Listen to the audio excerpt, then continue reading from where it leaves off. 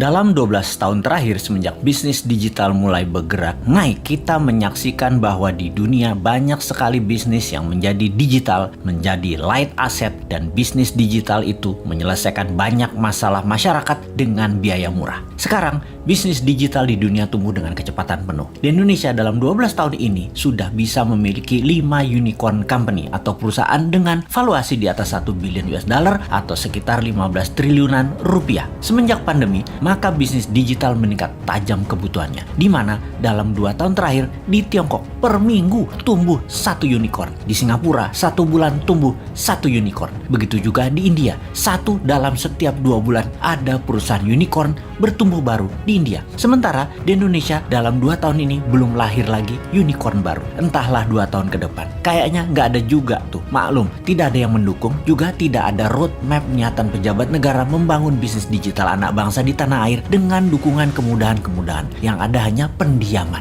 Ini faktanya. Kalau dilihat dari sisi bisnis, bagaimana kita melihat hal ini? Apakah orang Indonesia itu tidak kreatif yang bisa membuat masalah besar diselesaikan dengan teknologi digital? Atau regulasi pemerintah yang memang terlalu fokus di politik dan terlalu memikirkan pencitraan sehingga lupa mengangkat sendi bernegara lainnya seperti ekonomi, budaya, sosial, pertahanan, dan keamanan? Terlalu politik, sangat politik, serta politik adalah segalanya yang harus didulukan. Sungguh, unicorn ini berciri satu hal, semakin besar problem yang di-solve, semakin besar masalah yang terselesaikan. Maka semakin cepat perusahaan digital itu bertumbuh serta dibutuhkan karena memang menyelesaikan masalah-masalah besar tadi. Apakah di Indonesia sudah tidak ada problem besar lagi? Apakah sudah banyak solusi yang dibuat? Atau malah kebijakan mengebiri banyak gerakan kreatif masyarakat? Contoh, data di lapangan ada puluhan ribu pendaftar minta sertifikasi BPOM yang sudah tahunan gak keluar. Bagaimana UKM mau maju kalau demikian?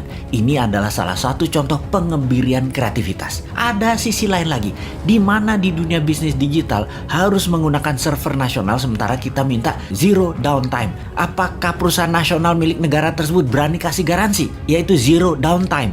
Nggak ada tuh. Bahaya dalam bisnis digital misalnya kalau mau transfer duit, tahu-tahu ngedrop. Namun server dan sarana internetnya nggak berani kasih jaminan atau ganti rugi. Berat lah. Nah, itulah susahnya berbisnis dengan negara yang berbisnis, yaitu BUMN. Sementara server dan fasilitas dari luar negeri sudah lebih murah plus garansi zero downtime. Kalau lama mereka bayar penalti, tetapi nggak boleh dipakai. Kalau bisnis digital buat browsing-browsing sih aman. Yang paling ditakuti adalah pada saat upload data. Ini nggak boleh ada downtime. Jadi, wahai generasi new mind, harusnya kita mengatakan lupakan mimpi jadi Mark Zuckerberg, lupakan mimpi jadi Jack Ma-nya di Indonesia, karena perusahaan Anda sulit jadi unicorn dalam waktu yang cepat. Apakah kalau mau kaya cepat di negeri politik ini emangnya harus breaking law, merusak aturan bisnis yang ada gitu ya? Kita jadi nggak bisa alim-alim amat kalau kayak gitu, harus super kreatif mengalahkan kekakuan old mind regulator yang cari selamat di dalam menjabat, bukan malah untuk mempermudah masyarakat berusaha. Duh, lamanya 2024.